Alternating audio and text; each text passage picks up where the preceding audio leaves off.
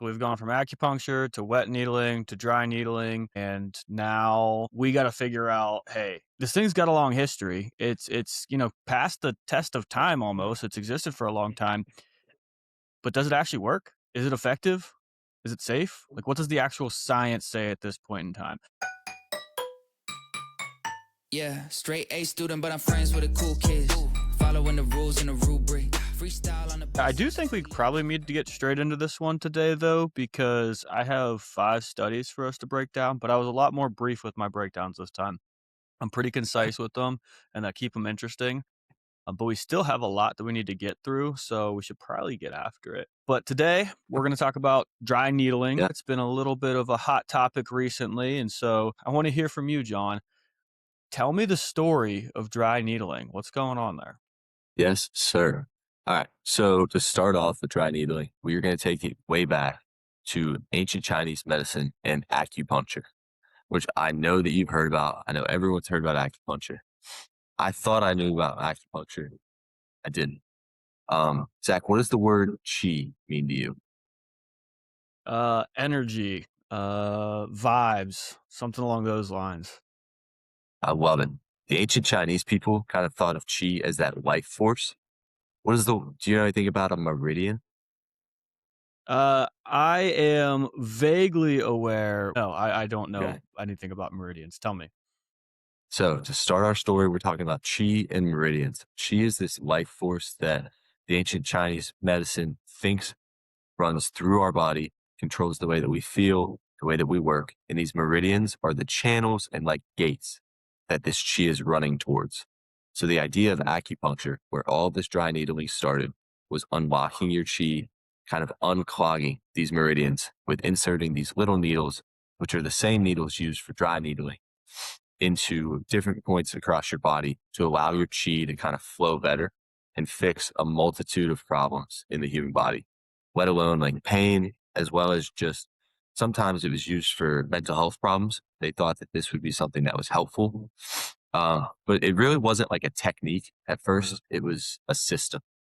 It was an idea that we can kind of heal the whole body with unlocking your chi in these various points. And for thousands of years, this was isolated to East Asia and wasn't really touched by Western science. But the actual needle itself eventually came over to the West. And that is where kind of this wet needling and then moving into dry needling was born. Okay, So so now, what is wet needling? yeah. So for wet needling, we're going to need to talk about our good friend, Jeanette Travell, who was JFK's White House physician, in fact. And the idea of it was that you're going to take these little needles, the same thing as acupuncture needles, and you are going to work on trigger points in the body. And these are kind of hyperactive points of pain and muscle tension in the human body.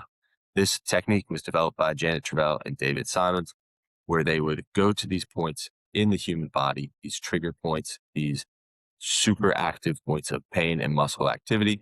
The idea here is that we're going to inject substance into our muscles to try to calm everything down. These are corticosteroids, saline, and etc. Just various things that they thought would be effective in calming down this pain, inflammation. But that is when we're going to move in to dry needling. This is no longer a system of directing energy throughout our body. This is no longer pinpointed injections. What this is taking the same acupuncture needles and inserting them into various parts of the body to try to relieve this pain. Eventually, physical therapists absolutely grabbed onto this idea. They renamed it to dry needling, to acupuncture, and then this wet needling, and really try to focus on the anatomy over energy flow. And so, as I'm sure you've heard, this seems to be like a very modern headline moment with a small guy out of Pittsburgh, Pennsylvania. Not sure if you're familiar, but TJ Watt. So what we've heard from our good friend TJ Watt was that in receiving his dry needling treatment, all of a sudden we get a report, we get a ding on our phones. TJ Watt has a punctured lung. This is something that obviously every single person grabbed onto and started to really villainize this dry needling treatment. And honestly, at the end of the day, what this story really serves to tell us is that dry needling started as a Western medicine tradition in which the actual physical process of acupuncture was left in Eastern Asia, but the idea of being able to insert needles into the body to affect certain definitely stayed and kept with us.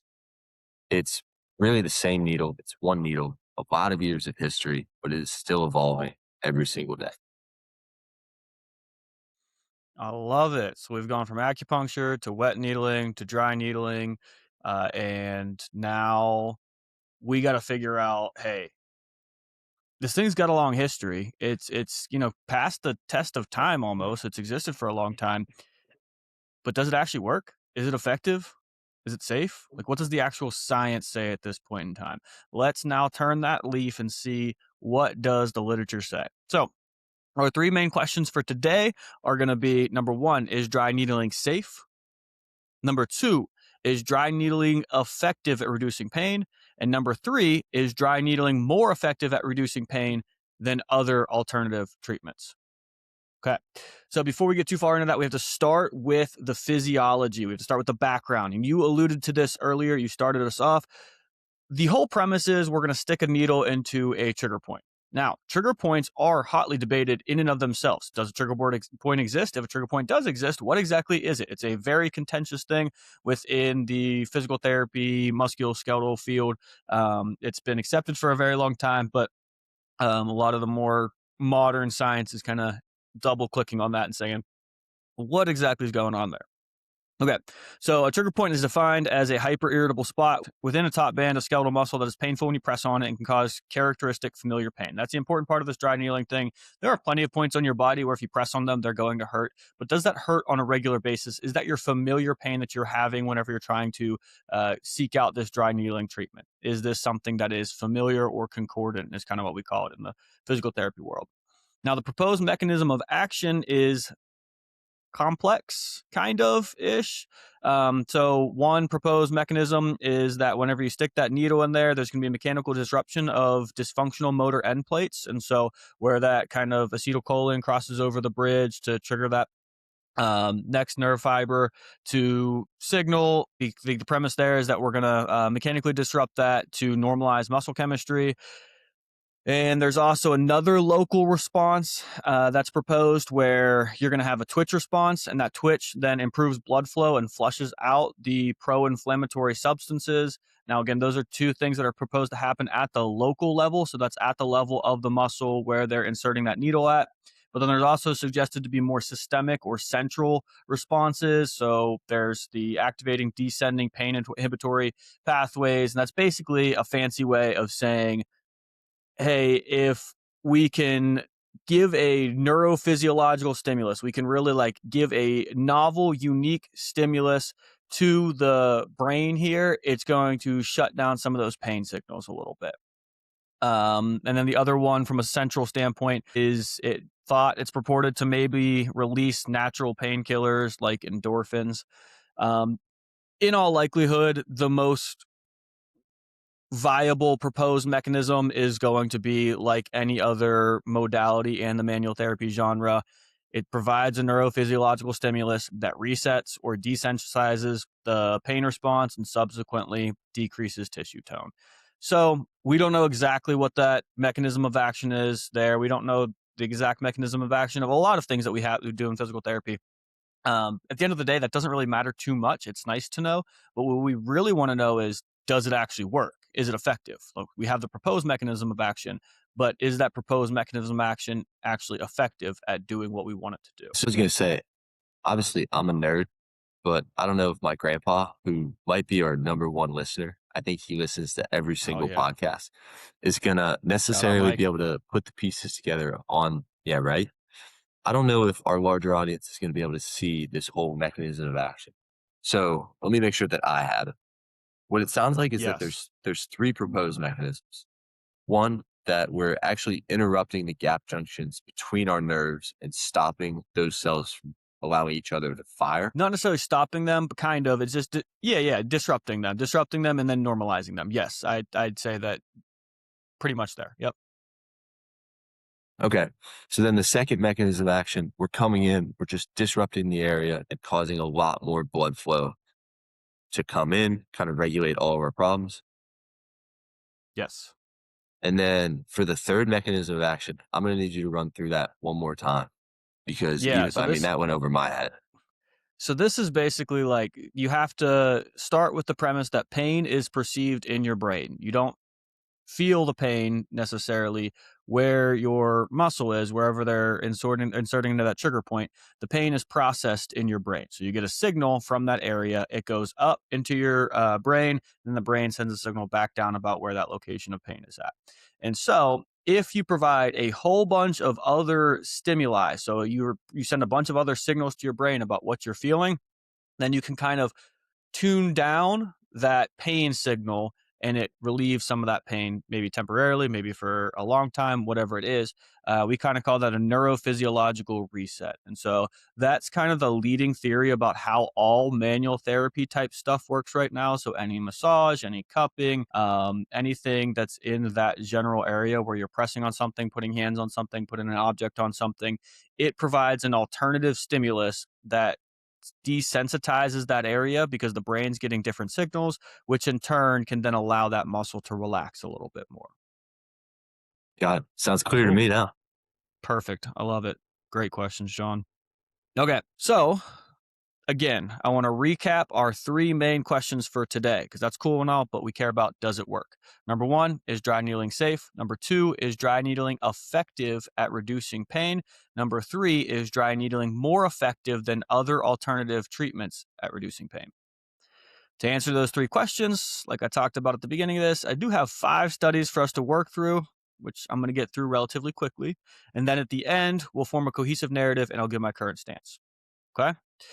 Our Get it? first study is called Efficacy of Dry Needling for Chronic Low Back Pain. And this is a systematic review from Laro Paloma and others in 2022. First question that we work through in these studies, we always go through 3 questions. Can I trust the results? What did the study find? And can I use these results in my context? Number one, can I trust these results? Yes, there's really no reason not to. It's a high quality systematic review with only randomized control trials. Now, if we look at our pyramid of evidence, if we recap from this from before, on the top, we have systematic reviews and meta analyses. Right below that, we have experimental studies, which are going to be things like randomized control trials, which are our highest quality studies. Then we have quasi experimental studies. Then we have observational studies. Then we move on to things like case reports and expert opinion after that. So, systematic review full of randomized control trials doesn't get any better than that. The authors have no conflict of interest, so we're not really concerned about any inherent bias there. Next question, what did the study find? In regard to pain, dry needling alone isn't any better than other treatments. However, dry needling combined with other treatments was statistically more helpful both immediately after the session and in the short term, which they define the short term about 3 weeks. So dry needling alone, not that great. Dry needling with other treatments, better. The effect size for immediately after the treatment was negative 0.42, which if we have a refresher, it was a small to medium effect. The effect size for short-term relief was negative 0.99, which is a large effect, and that makes things interesting. So now we're cooking with some gas here. We've got a little spark here. Like, okay, let's double click on that. When we double click on that segment, which is the short-term relief, which had a negative 0.99 large effect size, we see that there were only 2 studies that looked at dry needling combined with other treatments and short-term outcomes. So that effect size comes from 2 different studies. The first study compared it to standard physical therapy, which consisted of TENS, which is E-stim, ultrasound, heat, and McKenzie exercises. So I want to put this out in the world right now. If you go to any physical therapist and all they're giving you is TENS, ultrasound, heat, and McKenzie exercises, you need to leave immediately. That is trash physical therapy. Okay. So the first one compared dry needling to absolute garbage physical therapy. And of note, there was no manual therapy included in the control group there. The second study, however, compared it to sham dry needling, which both groups also had exercise, which sham dry needling, I see the look on your face there, John. Yeah, I think it's super, I'm super lost. interesting because you're like, how do you fake poking somebody? And Right? looked a little further into this. So for the sham dry needling, they used a specialized design tool to blind participants so they cannot tell if the needle has actually entered their skin. And so it's this sham device is a telescoping needle housed in a guide tube. When the therapist taps the needle, the tip touches the skin to create a pricking sensation, but the needle shaft slides back into the handle like a stage dagger instead of piercing the tissue. So you get that prick that you would initially get whenever that needle goes in there, but you don't get the actual piercing of the skin, so it doesn't actually enter into the trigger point. And so all those proposed mechanisms of actions, except for maybe the third one, which talked about the new sensation, you don't get those. Now, this study had a large effect size and low risk of bias, and that's promising. That's exciting. So we've got one study that was really promising there for dry needling being effective at reducing pain. The other ones we're not too keen on. They didn't really show us anything worth diving deeper on.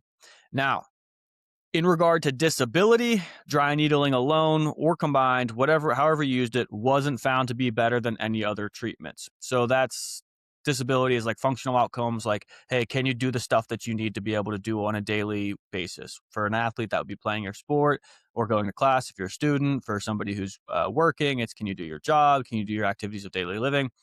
Dry needling did not have an impact in any way, shape, or form on that. So it did reduce pain in the short term, particularly in one effective study, but then not disability. Now, can I use these results in my context? This study was all adults with chronic, nonspecific low back pain. So not that much. We're the Athlete Development Journal here, and so we're largely concerned with adolescent athletes. And athletes aren't really overly comparable to adults with chronic, nonspecific low back pain. It's the study still gives us insight into whether dry needling is effective at relieving pain at all. So it's worth studying. We wanted to take a dive on it, but it's just not that reflective of our population of adolescent athletes who normally have acute back pain with a very specific cause, as opposed to chronic low back pain with no specific cause. Okay, so this study was a good starting point, but I don't want to be too focused on one body part or one type of injury, especially one that's not too relevant to what we're looking at. What I want to know now is, as a whole, does dry needling have high effectiveness and safety? So that's going to take us to our next study. My big takeaways from that paper is that short term, this looks like a win. We're not necessarily ready to count out dry needling in the short term, but long term, it's not effective to unclear at best in terms of helping athletes actually perform their tasks that they have to. Yes, maybe temporarily relieving pain, but again, we can't take any athlete-specific information out of this study because this is adults with non-specific chronic low back pain. But yeah, and so looks like it can be effective at reducing pain, but especially compared to sham treatment. But we definitely need some more information before we can draw any conclusions. Got it. All right.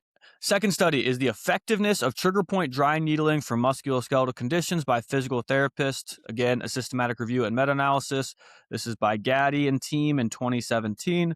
The first question here, can I trust the results? Yes. Again, it's a high-quality systematic review with only randomized control trials. There were 13 control trials included within this review with a total of 723 participants. The authors have no conflict of interest. So 723 participants, it's a respectable amount. It's not something that we're in the tens of thousands where we can make large wholesale conclusions based off of, but it definitely gives us indication of whether something is promising or not.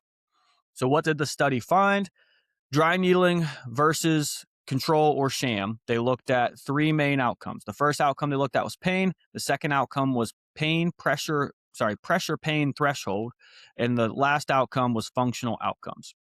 So I'll dive a little bit deeper on pressure pain threshold and explain that a little bit.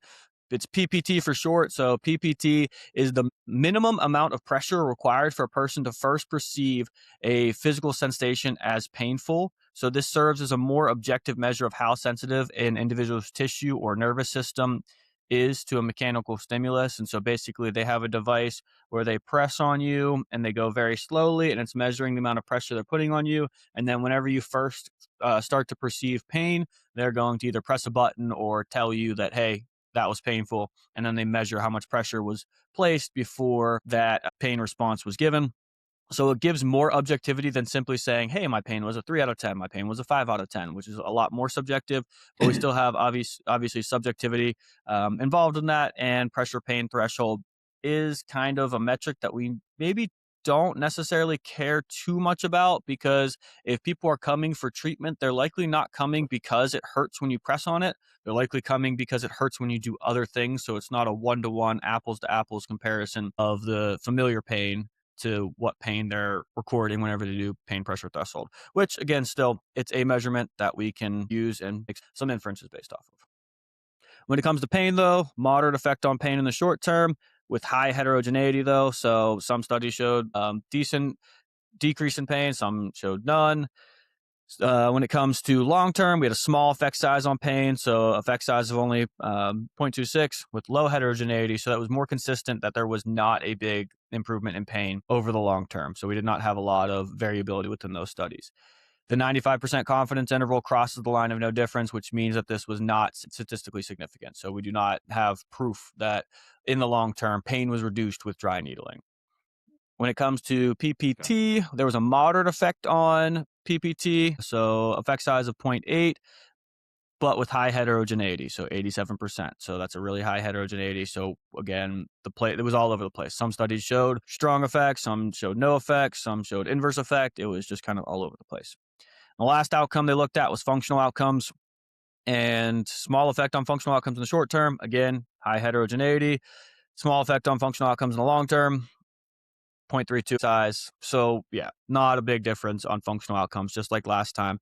These are all different tests that kind of spell out whether they're actually moving better and able to do more than they previously were. I just wanted to clarify there, because I might have skipped over this, so I might have not made this clear. This was dry needling versus control or sham. So this was dry needling versus basically no other intervention, or versus sham intervention, which is what we talked about a little earlier. Kind of read my mind there. I was actually going to ask, what is going to be our control treatment here? And then also, I mean, you answered that one there. What's the purpose of this sham treatment? Is this to like remove the placebo effect? Yeah. Because it sounds to me like we're just testing whether or not we're inserting a needle or not inserting a needle. Yes. Yep. That is to control for the placebo effect, and so placebo is very strong. And so, if you can control for the fact that somebody thinks you're doing something to them, if they think they're getting needles in them or they think they're not getting needles in them, if we can control for that variable, it can give us a lot stronger indicator of whether or not we actually have a meaningful treatment effect here or not. Yes. So placebo is a Other, big thing we're controlling for there. Now, this study also segmented it out to dry needling versus quote unquote other treatments. So the first segment was dry needling versus control or sham. The second one is dry needling versus other treatments. So on pain, there was a small effect in the short term in favor of dry needling with moderate heterogeneity. Importantly, though, only one of the 12 studies that measured this found a clinically meaningful difference on the pain scale. So there was an effect. We talked about clinically meaningful difference last time. And then in 11 of the 12 studies that looked at pain versus other treatments in the short term, only one out of the 12 showed a clinically meaningful difference in favor of dry needling. Now, on pain in the long term, which they defined as 6 to 12 months, there was again a small effect size with low heterogeneity, but that 95% confidence interval crosses the line of no difference, which means not statistically significant difference in pain over the long term. The pressure pain threshold, moderate effect in the short term, high heterogeneity. So again, studies were all over the place. And there was no effect on functional outcomes in the short term. So no effect whatsoever.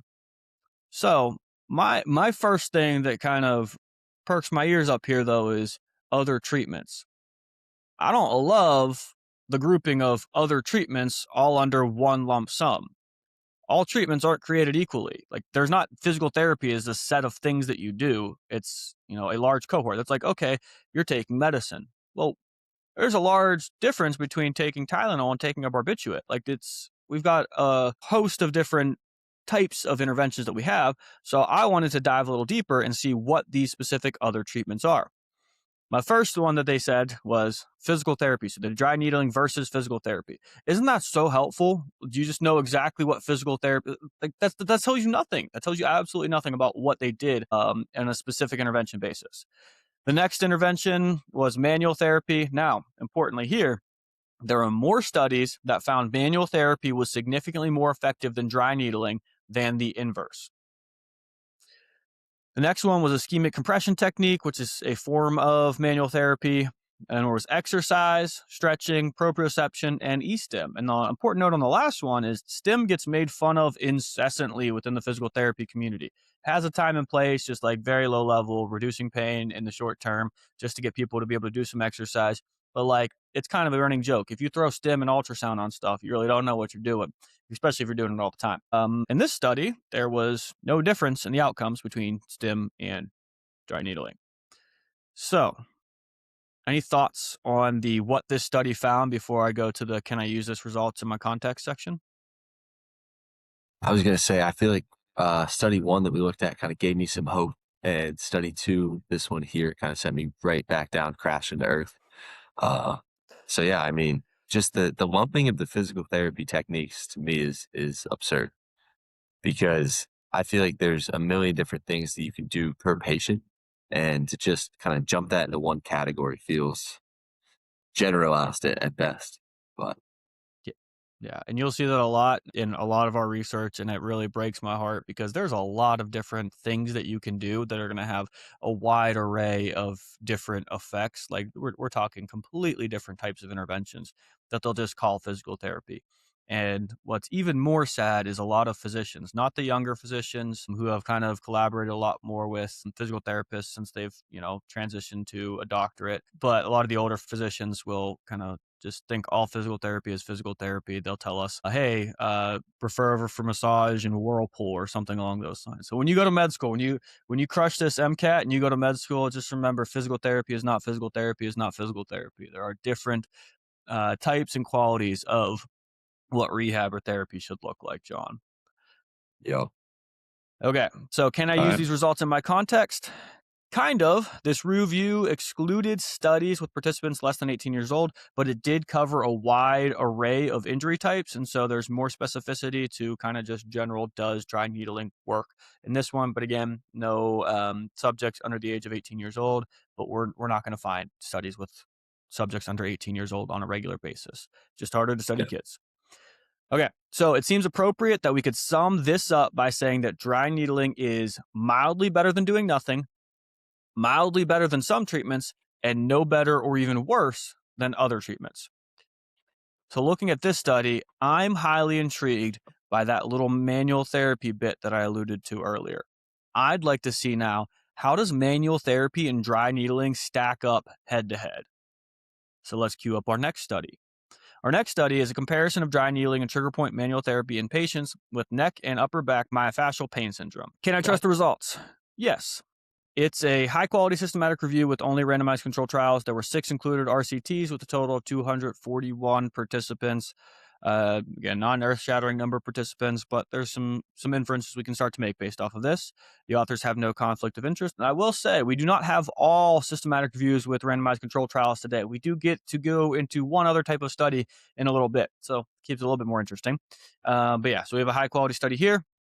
What did the study find? So they looked at trigger point manual therapy versus dry needling in 4 outcomes: pain on the visual analog scale, pain via the numeric rating scale, pressure pain threshold, which we talked about last study, and the neck disability index, because this was all about neck pain. They found no statistical significance between trigger point manual therapy, which is just pressing on somebody's trigger point with your thumb and holding it there for a little while, and dry needling in any outcome measure. So in any of those 4 outcome measures, they found no statistical significance. They were essentially the same throughout those 6 different randomized control trials. Some RCTs were in favor of dry needling. Some RCTs were in favor of trigger point manual therapy. And so what it ended up being, it netted out to where there was no significance between the 2. Can I use these results in my context? Not particularly. We really chose this study to see how manual therapy and dry needling stack up head to head. That's the real thing we wanted to see here. This was the best study I could find that just compared straight up manual therapy to straight up dry needling. This is specific to neck and upper back pain in patients at least 18 years old, but the average age was much higher than that. So again, it doesn't really reflect our cohort that accurately, but that wasn't why we chose this study. We just want to see manual therapy versus dry needling, battle it out. And it turns out in this instance, they're the same. There's no difference. Okay. Any thoughts on that, John? Starting to lose hope here, Zach. Looking into this study, if you're telling me that I'm going to get the same result as someone pushing on a point in my body compared to inserting a needle and then maybe puncturing my lung. I'm definitely leaning towards the manual therapy route, but that is a personal preference, I guess, of having my lungs intact. Yeah, I am also a fan of having my lugs intact, and I like having the 0% risk of having my nerves pierced by a needle or anything along those lines. But we are going to dive deep into safety here in a little bit, and I'll kind of spoil it here. Dry needling has a very small risk of major adverse events. We'll talk a little bit more of that There you a go. little bit. Okay. So we're getting a pretty good picture of how dry needling generally fits in as an intervention, but do we have anything specific to athletes? We keep talking about how it doesn't really fit our population. So I want to find something that's specific to athletes. So I found another systematic review, dry needling in sports and sports recovery, a systematic review with an evidence gap map by I can't. Kudzal, but it has a lot of lines over top of and through the letters there. So I'm not really too sure. Kudzal and others in 2025. Can I trust the results? Yes. Again, systematic review, 24 included studies, 17 of them were RCTs, 7 of them were case reports, with a total of 580 participants. The authors have no conflict of interest, and so there's not an inherent reason to distrust these results. What did the study find? So this study was a hodgepodge that didn't really leave us with any specific numbers. We don't have effect sizes. We don't have heterogeneity numbers. We don't have anything along those lines. It just kind of was a like, what does the research generally say? Where's the research generally at with athletes right now?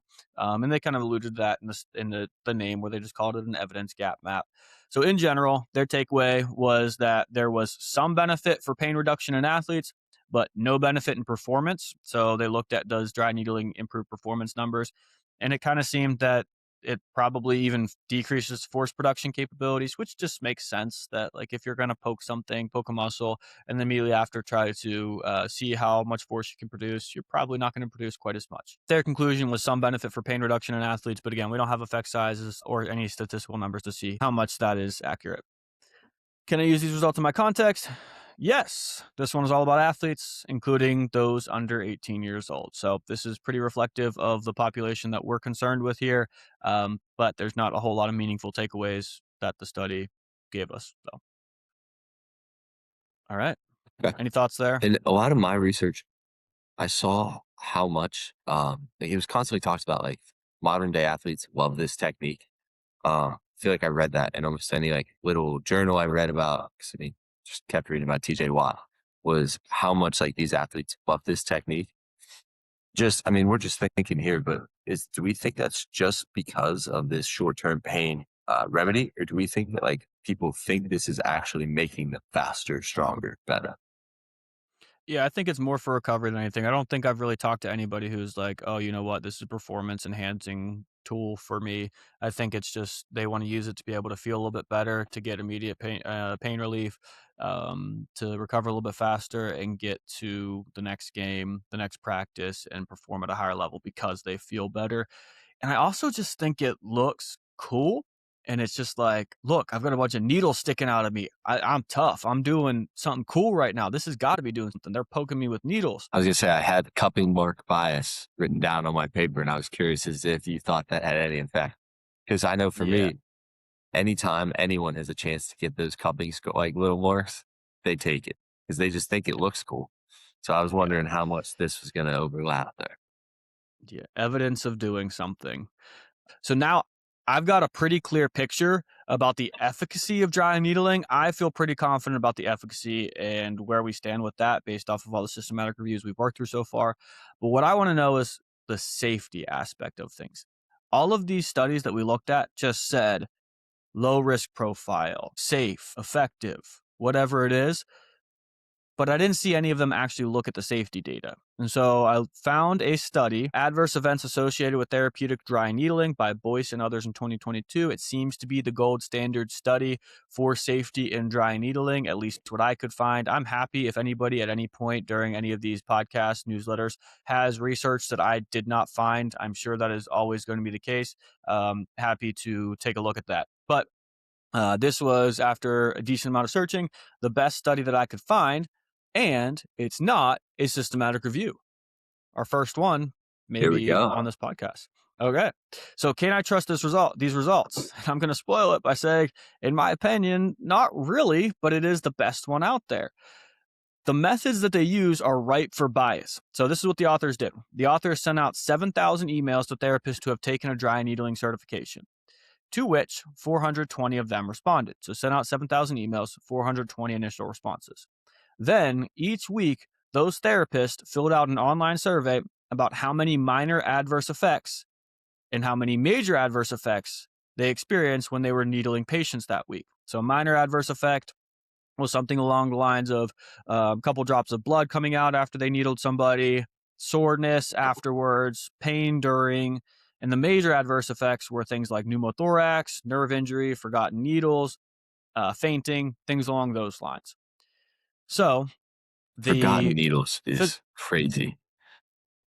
well, Oh, yeah, that's not an uncommon one. I've actually during one of my clinical rotations had a physical therapist who um, left a needle on somebody and they came back with it next time. They never even knew that it was there. So I don't know how my sanitary that goodness. person was. Just clarifying, I forget the word, but the actual puncturing of the lung. You said the big word. I can't even remember it. Yeah, no, my bad there. Pneumothorax. But yeah, so no, I mean, you should see in your future field how many instruments are left inside of people after surgery. The data on that is absolutely terrifying. Yeah, at least a little dry needle on the outside. I'm not ready to watch how the sausage gets made. Yeah. Okay, so let's recap that. The author sent out 7,000 emails. 420 therapists responded saying, yep, I'll send in some surveys. Then each week, they're responsible for filling out that online survey about how many minor adverse effects and major adverse effects they experienced when they were needling people that week. Now, just looking at that, there are some inherent biases that we can see would easily pop up and skew our results here. Number one, self-selection bias. Therapists who respond to an email asking for participants are going to be unrepresentative of all therapists as an entire cohort. I tell you what, man, like I'm not the type of guy who's going to get an email and be like, "Yeah, absolutely. Let's do that." Like there's a certain type of person who is going to self-select into reporting their outcomes there. The second type of bias is a non-response bias. And I'm going to sum this up by saying if I needle somebody and I puncture their lung, I'm probably going to stop filling out those surveys. I'm probably not like, hey, you know what? Yep, I did that. I sent him straight to the hospital. There was anonymity within this. These were supposed to be anonymous surveys, but that doesn't really change it. This is something that I'm not obliged to do. It doesn't seem like there's any benefit for me on the background. I'm probably just, if I needle somebody and I puncture their lung, I'm probably not going to hear from me again. And I'm at least not going to include that in there. And then the last one here is reporting bias. Therapists might simply be unaware that someone went to the hospital with a punctured lung after that day because they maybe never saw them again. So unless they get sued or they come back and complain, because if I get dry needled by somebody and they puncture my lung, unless I sue them or unless I file a complaint, like I'm not going to go back to them. So I'm not going to go be like, hey, Yeah. last time, can maybe do it a little different because you punctured my lung. I'm just not going back to them ever again. So there's some biases kind of inherent in that because we were relying on the physical therapists themselves to report. Okay. What did the study find? Over the 6 weeks of collecting data, 223 therapists completed all weekly surveys. There were a total of 20,494 treatments with 7,531 minor adverse events and 20 major adverse events. So, percentage-wise, 36.7% of the treatments had a minor adverse effect, which is like bleeding or soreness or pain afterwards. Not a big deal. And then 20 total major adverse events, which is 0.1%. And those are things like fainting, forgotten needles, things along those lines. So 0.1% of the time, there was a major adverse event out of those 20,000 studies. So if we kind of rewind a little bit though, 420 people said they would do it, and then only 223 people ended up following through with it for all 6 weeks. So again, these methods are ripe for bias. It's all based on clinician self-reporting surveys with very low response rates and adherence rates over a 6-week period. So I'd venture to say that the number is probably a bit higher than the studies show, but the risk of a major adverse event is likely still pretty small. So I don't think that like we're going to bump that up to a 5% risk of major adverse events. I think it's a pretty low risk. I don't think it's as low as this study says, again, because of those biases that we talked about. But I do think that it's probably not that high either. So, can I use these results in my context? I'm not overly sure because they don't give any patient data in the study. They just give demographic information about the physical therapist. So it only applies to the quality of your physical therapist, their training, their dry needling, anything along those lines. So before we go into the summary and we go into the key takeaways, and before I get your response to that last study, I want to talk about black swan events. So Nassim Taleb coined the term black swan events to describe rare, unpredictable events with massive, far-reaching impacts. He used it to describe events like the 2008 financial crisis. So in 2007, nobody was forecasting a financial crisis because the likelihood of it happening was really small. The housing market was deemed to be stable and it was something that was low risk.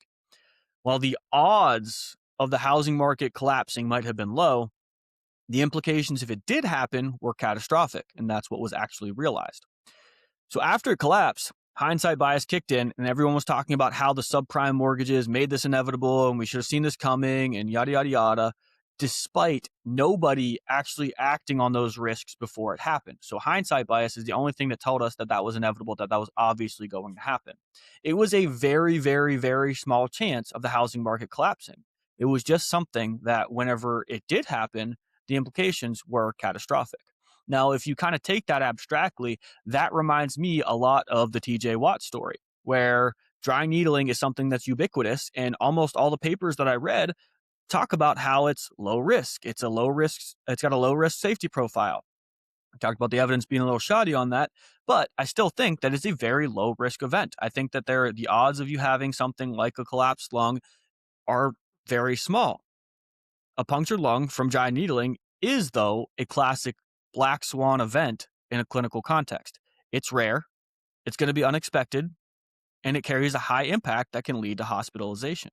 So, Nassim Taleb, who I find very interesting, I don't know why I enjoy reading about probability so much. Taleb argues that if an intervention has a fat-tailed risk, meaning that it has a small chance of happening, but if it does happen, it's a total catastrophe, the statistical average safety number is a dangerous metric to rely on. So we can't just see the 0.1% chance of major adverse event and say, oh, you know what, that's a really safe thing to do, because that 0.1% is going to happen at some point in time.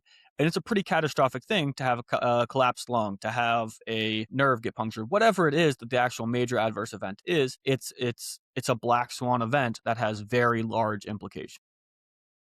Jumping into statistics, philosophy, housing market crisis. Dry needling is taking us further than I was expecting. Yeah, man.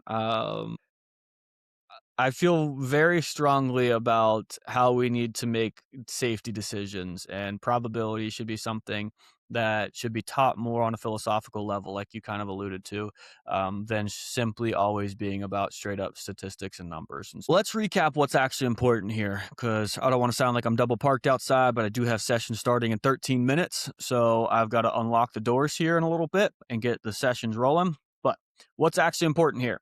Number one, we have some reason to believe that dry needling is more effective at reducing pain than doing nothing or sham treatment. Number two, we have little to no reason to believe that dry needling is more effective at reducing pain than manual therapy. Number three, we have some reason to believe that the odds of having a major adverse event occur from dry needling are small. Number four, we have strong reason to believe that the implications from a major adverse event from dry needling can be catastrophic. So my stance on the question, is dry needling a safe and useful treatment? So if someone has rigorously modified their workload with a skilled physical therapist, has gone through a prolonged exercise rehab program with a skilled physical therapist, has gone through manual therapy with a skilled physical therapist, is not dealing with an injury in the thoracic region, and still has not had relief from their pain, then dry needling can be worth a shot. The black swan nature and risk to reward profile of dry needling is just dwarfed by other treatments. Manual therapy is at the absolute worst, just as effective as dry needling is, with absolutely none of the catastrophic risk associated with dry needling. So dry needling should almost never be a first line of defense when it comes to pain relief or whatever other outcome measure we're looking for. Does that make some sense? Yeah. I was going to say the big thing I took away was risk versus reward. And at the end of the day, there are treatments that seem to be doing the same thing with a little bit less risk. So I think Exactly. we hit it all there. Exactly. Yep. All right. So I'll dive into the Attia categories, which we started up last time because this stuff is all kind of a mess. It's not simply does it work, does it not work, yes or no. It's usually a mix of statistically significant yet clinically confusing. And so we have our 5 different categories here that Peter Attia, I believe, started. If he didn't, I'm sorry to whoever actually did.